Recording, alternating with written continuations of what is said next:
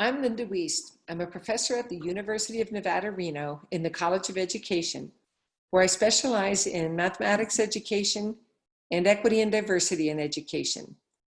I formerly taught elementary and middle school for 11 years in Pennsylvania before attending Indiana University in Bloomington, Indiana. I'm now entering my 25th year at UNR. In this presentation, I'm going to share with you selected guidelines for online teaching. The topics I'll cover are selected teacher concerns, potential benefits, the teacher role, components of effective online teaching, some equity and diversity considerations, and then I'll finish up with a few final thoughts and some selected resources that you may use to pursue further learning. I first want to note that K-12 online education has grown rapidly in recent years. I cite 5 sources here that range from 2015 to 2017. So what that shows us is that online education in K-12 has been growing rapidly even before this pandemic hit. The guidelines I suggest in this presentation provide selected key strategies that reflect good practice according to recent research.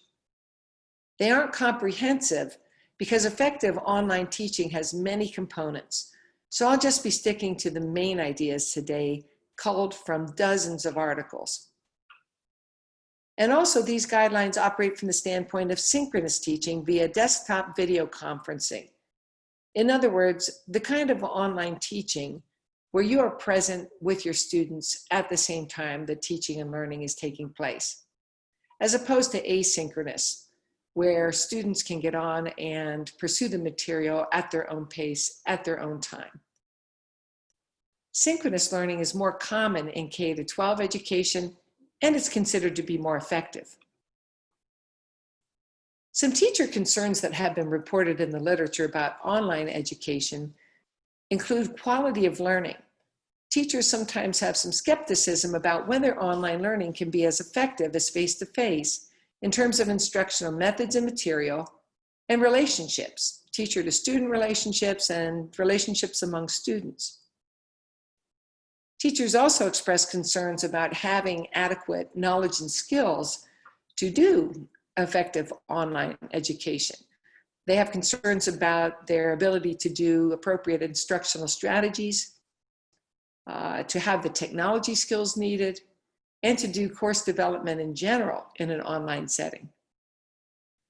Teachers also express concerns about how to implement good practices and to create and choose high-quality curriculum. In other words, they have concerns about whether they can take what they know about face-to-face teaching and learning and translate it to an online setting. For example, facilitating meaningful discussions, individualizing instruction and assessments, and using things like project-based learning that can be more challenging to try to translate to online teaching and learning.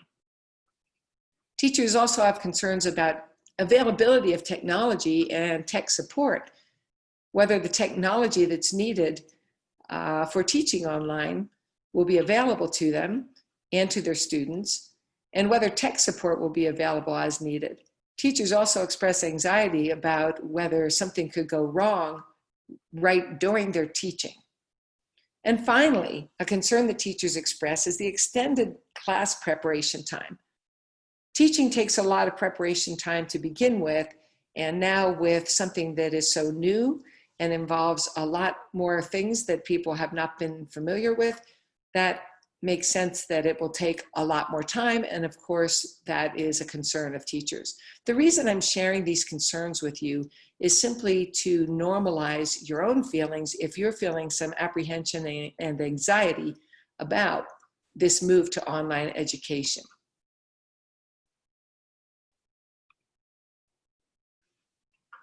Some potential benefits of online learning. On the next 2 slides, I'm going to share some potential benefits because I believe that if you have some greater buy-in to the online learning setting, that it will make your road a little bit easier maybe. One is greater student access to learning. For example, students who are in rural and remote areas can sometimes get access to more things that they wouldn't have access to in those areas. Absentees who can't make it to school that day might be able to attend if they can do it from their own home online. And the same is true whenever there's a school closure for something like a snow day. School could still carry on. Other ways in which students have greater access to learning could be if they have transportation issues, and students for whom attending school is challenging physically or socially. For example, if a student feels they're being bullied, they feel safer in their home setting. It also allows students to pursue more self-learning and to revisit material as need be. Another potential benefit of online learning is greater and more immediate access to current and diverse resources and visuals. For example, online information is much more current than print information. So you have more recent information, and with the vast amount of information available online, you have the potential to diversify your material much more easily. Also, you have access to role models and experts. For example, guest speakers that we know can be important to bring into the classroom is much more easy thing to do online, because you can draw role models and experts from really across the country or from even outside the country.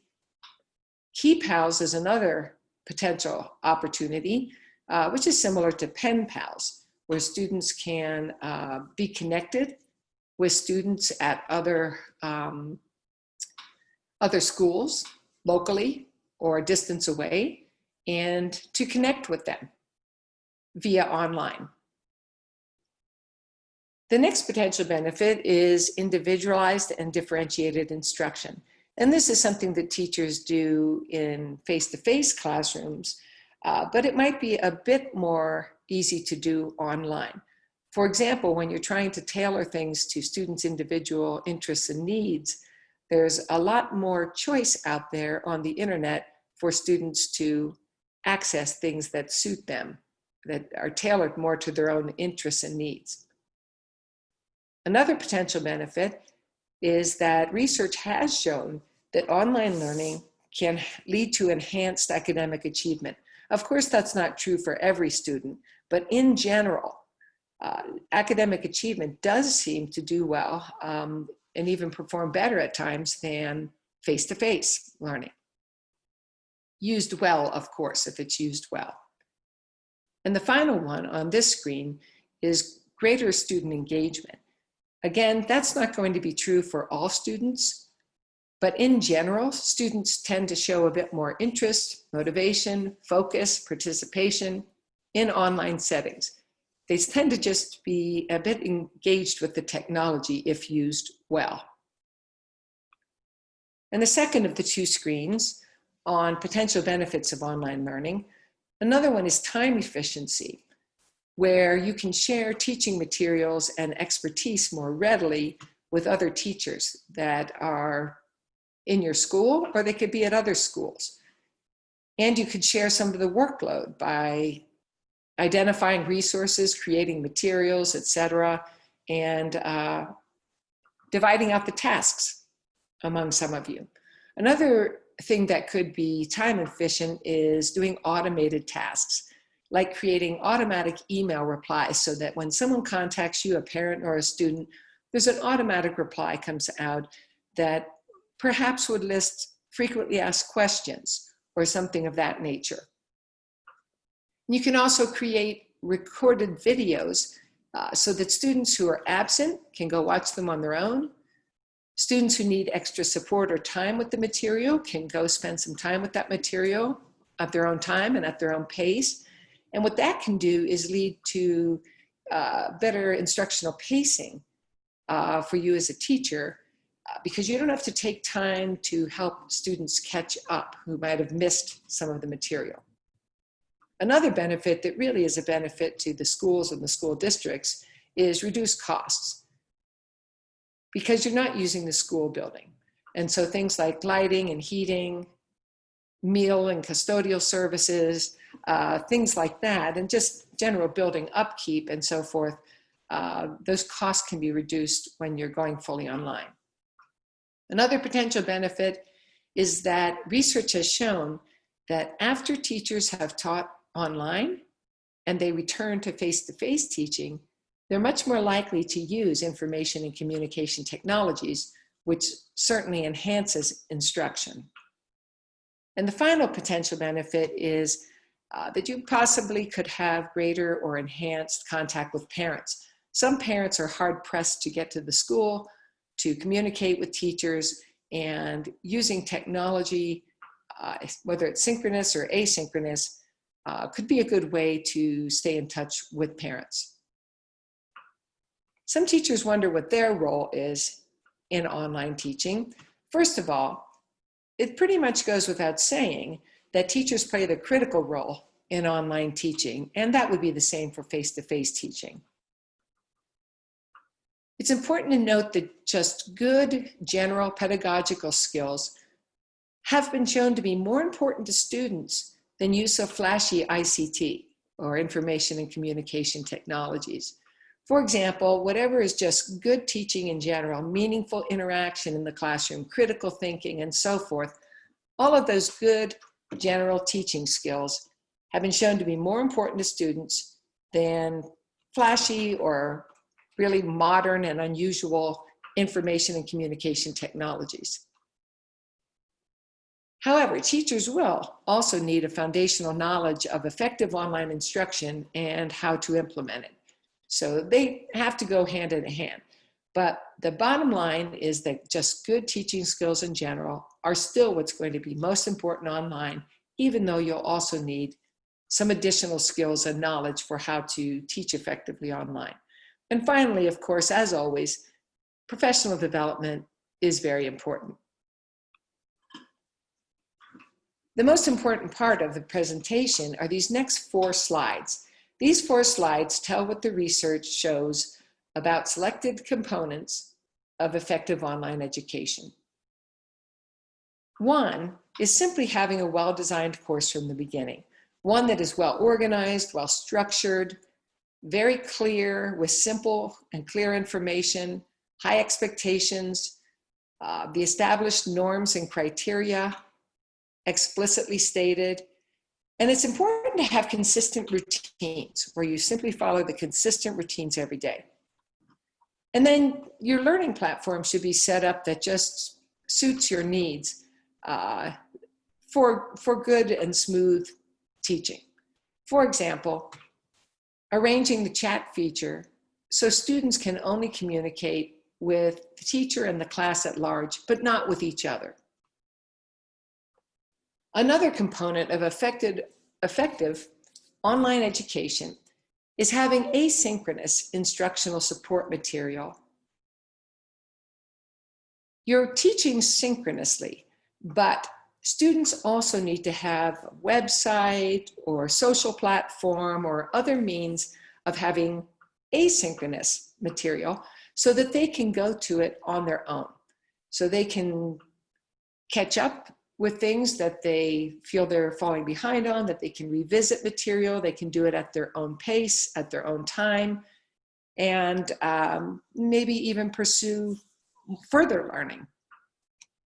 The kinds of things that could appear would be class schedules, videotape class sessions, preferably with transcripts of the text, informational documents, and written versions of course materials that are downloadable and editable. Supplemental resources are nice because they allow students who need extra support, extra practice to go and get that at their own time and pace.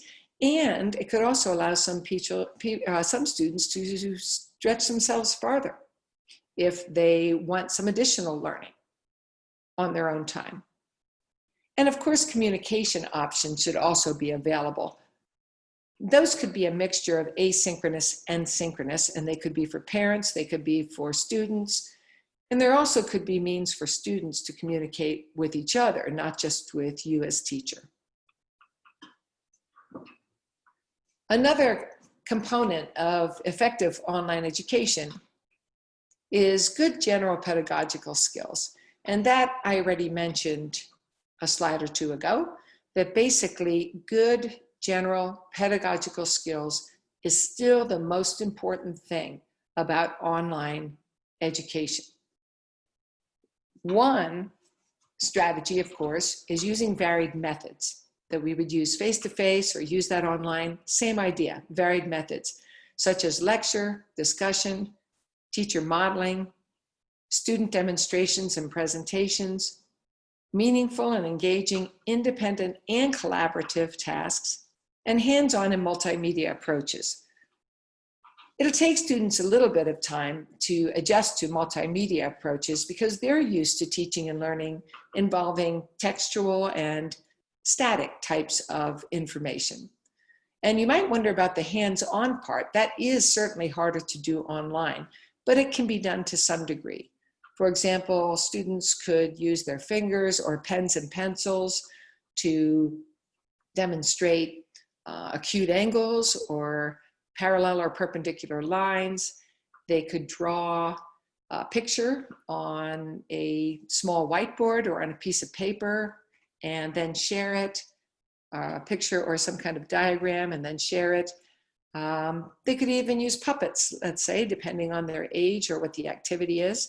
But it is harder, but there are ways that you can get some hands-on involvement.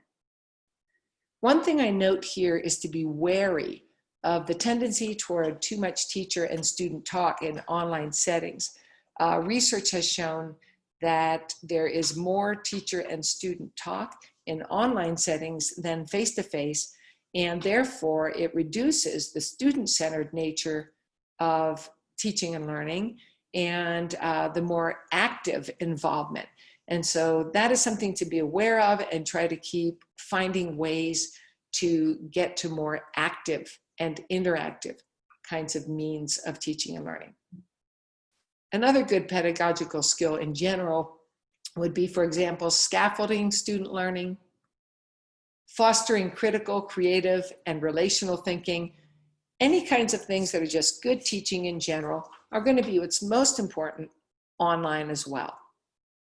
Another component of effective online education is digital approaches. Of course, because you're teaching online, digital approaches have to be considered as well.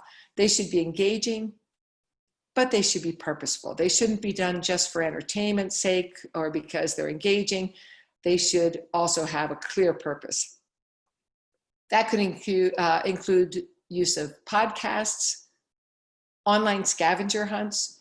Scavenger hunts, for example, could be students go to a particular reputable site and there's certain things you have them look for on that site. Or you could do a scavenger hunt on your own website to go find certain things just to have the students explore it and to learn where things are and what's available.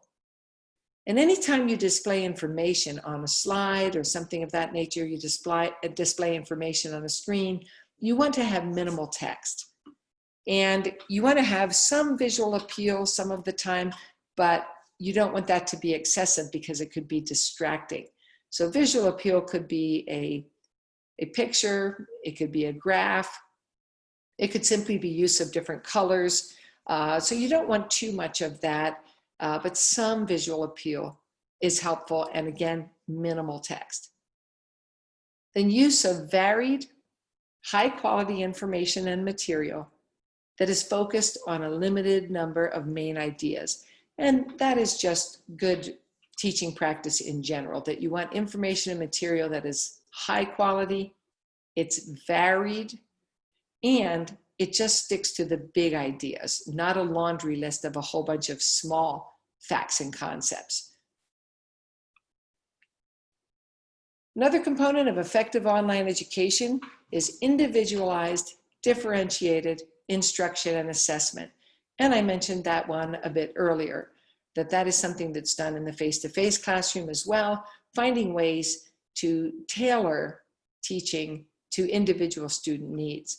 And that should apply to the content, to the process, in other words, the way that you teach the content, and to products, meaning the products that students produce from different tasks and assessments. And another component is appropriate pacing, including chunking lessons into short segments like 10-minute segments. Perhaps even taking short breaks where you might do nothing more than tell students, stand up, turn around, sit back down. Stand up, do 5 jumping jacks, sit back down. Something like that, because it's very hard for students to sit in front of a computer for those very long periods of time.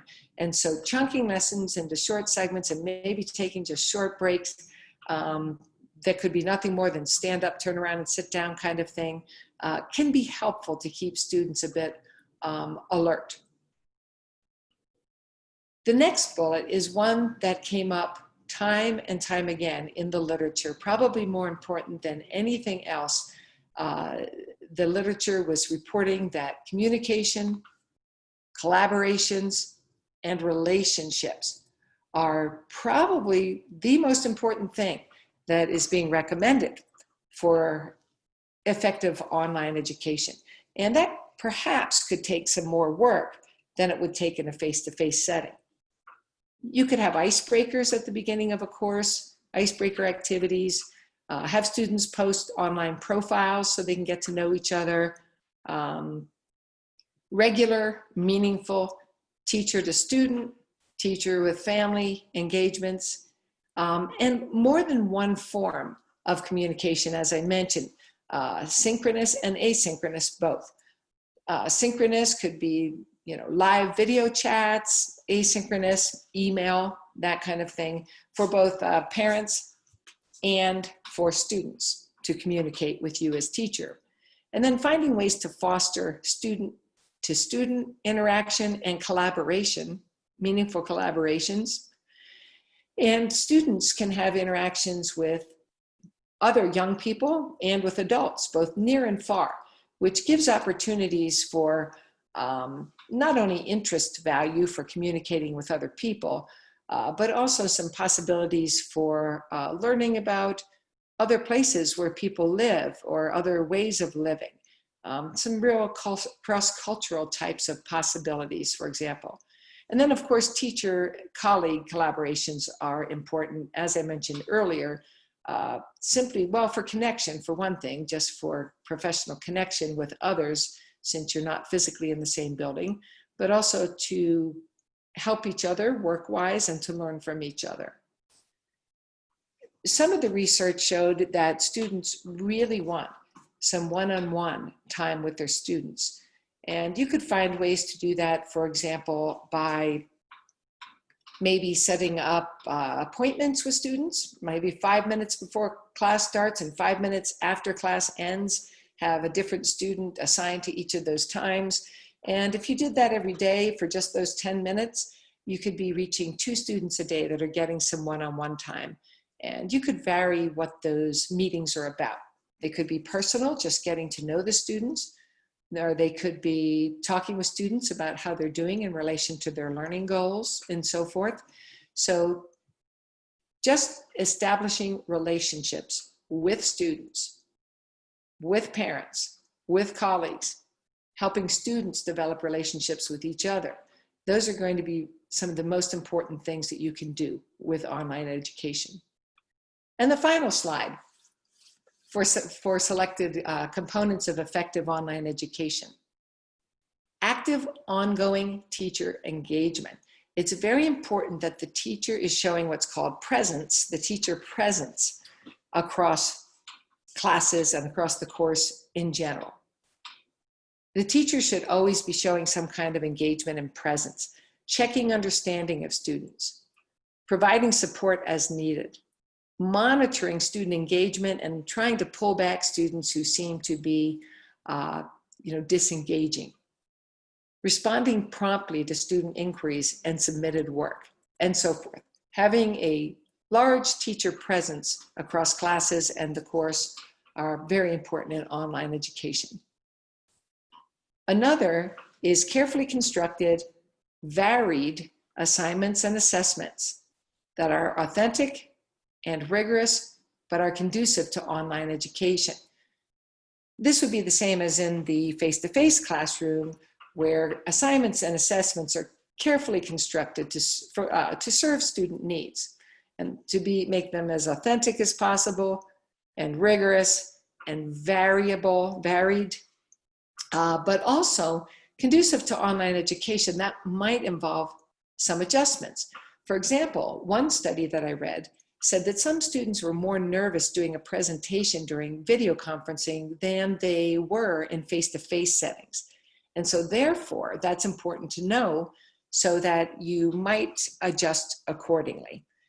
It also tells us that it's very important to be getting feedback from students, because if I had not read that in the research, I would not know that. So it's important to be reading the research and to be asking students for feedback so that you would know about things like that and can adjust your teaching accordingly to an online setting. And then, just like in any teaching, frequent formative assessments and feedback. And there could be times that you're just doing things like you might do in the regular classroom, but trying to get a handle on where students are, just trying to tap into where students are in relation to learning goals, and giving them feedback, regular checking in. Sometimes you can simply pose a question and have students respond in the chat. If you're doing, say, Zoom or something, just have them do chat directly to you and maybe not to the whole group. And that's another of those skills you have to teach them. How do they communicate via chat directly with you, but not with the whole class? You can get really quick feedback that way from all of the students on certain kinds of questions that you pose.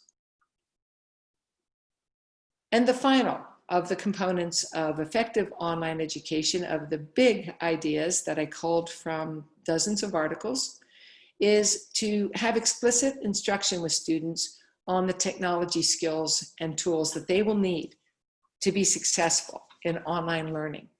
And that can range from deep understandings, such as how to critically evaluate online information, to simple actions, such as how to show work on camera. Critically evaluating online information is really important when you're learning online. And that's often called media literacy. And you can look online for suggestions for how to critically evaluate online information. And there are some very good strategies out there from some reputable sources. For example, if you use websites that end in .edu or .gov, those are more reputable sites. You could also look at sites to see if it tells when the information was created, what the source is of that information and how the information was gathered, who wrote the information and what expertise that person has. All of those kinds of things are the kinds of things that you look at to be literate in terms of the media. A few equity and diversity considerations. This is something to think about online, just like you would in the regular classroom, perhaps even being more attentive, because maybe there are some online considerations that would be somewhat nuanced or somewhat new to us compared to what we're used to looking for in the face-to-face classroom. One thing that's pretty obvious is concerns about access issues based on social class or learner disabilities and so forth. For example, do students have the technology that they need at home? Do they have a private and quiet place to use that technology? Can they use the technology based on potential disabilities? Just access issues to the technology, that is a bottom line kind of thing before you can even get to the other types of concerns about online teaching and learning. Another thing is to use universal design principles, which you are probably familiar with, but if you're not, just look up online what universal design principles are, and use of assistive technologies, individual accommodations. Those are some equity and diversity considerations. Examples include speech to text or text to speech, audio tapes, large print materials, and so forth. Those are some examples. Another consideration is that students have differential computer experience, confidence, and sometimes interest. And sometimes that's just variable across individuals, and other times there are groups of students who have shown lower abilities in computer use because they've had less experience, and lower confidence and so forth. That tends to be more true for girls and students with special needs, for example. So that is something to be attentive to and to make sure that everybody is getting the support they need to develop that computer literacy that's going to be required for effective online learning. And then, just like in the face-to-face classroom, using varied topics. When you use content from a variety of interest areas, that really suits a broader variety of students' needs. Also using student-driven investigations where students have some input into tasks and investigations that they do, they're going to naturally then gravitate towards some things that interest them or that are familiar, and that can suit be more individualized or personalized kind of learning. Finally, cross-cultural experiences are possible with online learning, like I mentioned earlier, about having key pals that students communicate with elsewhere, or having whole class joint sessions with one person or with a number of people from other places. Some real potential exists for cross-cultural experiences through online teaching and learning.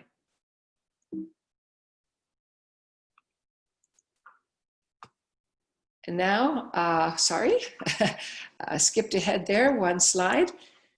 Just a few last miscellaneous thoughts. One is copyright concerns. Do be aware of copyright concerns now that you're moving to an online venue, because they might be a little bit different from other copyright kinds of knowledge that you've had in the past. You can, even though material is freely available online, you can't copy it and put it on your site. You need to link to it. So it's acceptable to link to other online material, but you can't copy it and put it on your own site. That's important. Also images, the same is true of images. You can't be copying pictures and images and putting them on your site or using them. You really need to use your own, like things you've drawn, photos you've taken, or look for free images that say they're in the public domain, and those do exist. You can look for those as well. Free clip art for teachers and other things like that. Professional development is crucial, always in teaching, but especially in a case like this with something that's so new and unfamiliar in all the ramifications to many people who are jumping in here. And so workshops or presentations like I'm giving right now, definitely online teacher communities could be very useful. I'm sure there's a number of places where there are K-12 online teacher communities where people are sharing ideas and asking questions and so forth. And I think that that would be a great opportunity for professional development. Teacher collaborations, I already mentioned that a little while ago, working with other teachers, how important that can be for connection and also just for greater efficiency of work, of dividing up workloads where you share work with each other. And then more research, this is just a general note that more research is needed on policies and practices in online education, especially K through 12. This is something that most of the authors were saying that we need, because this is a pretty new thing, especially in K to 12. And so we're all sort of learning together right now. Researchers, educators, and so forth, we're all sort of learning together, but hopefully there will be more research coming up in the upcoming years here that can be helpful to all of us. And especially since most people were forced into online teaching and learning, I think there will be a lot of research going on now that hopefully we will see the benefits of in upcoming years. And finally, just want to mention something that I said earlier, but I think it's important to end with, that the same core pedagogical elements that are important in face-to-face teaching and learning are really the same ones that are important in online education. The most important core teaching elements are the same. Basically, quality content, engaging approaches, meaningful relationships, critical thinking. Those are the kinds of things that are going to be important in face-to-face and online teaching and learning. So what I want to share with you now is just to make sure that you know that there are several slides of resources here that could be very useful to you to keep pushing your knowledge and skills forward in online teaching.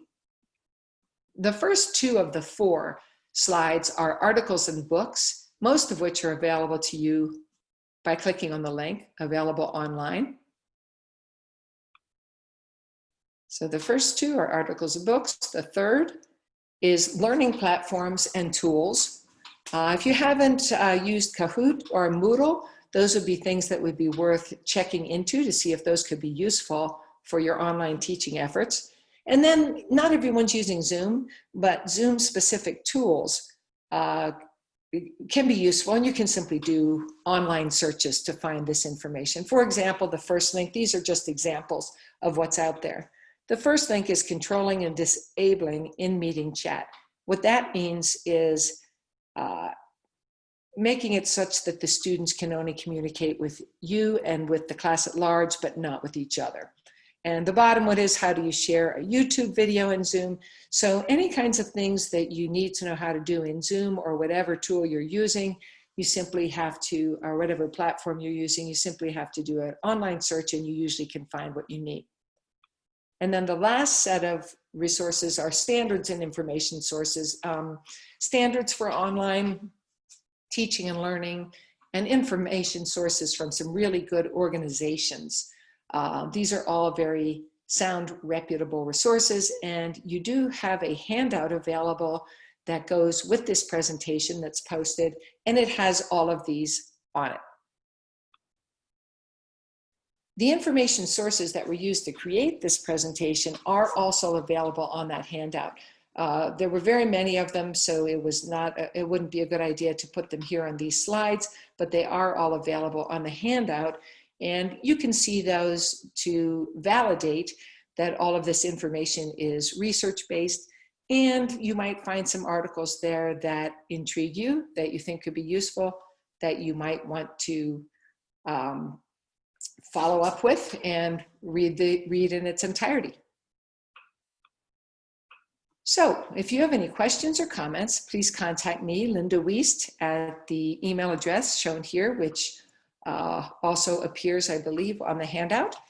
And I'd be interested not only in if you have any questions, but any comments you have, especially if you notice some things with online teaching and learning, some equity and diversity considerations I didn't mention, or other types of things that you think would be useful for me to know as I talk with other teachers that would help me push my learning forward as well. So thank you very much, and I hope you have a wonderful school year.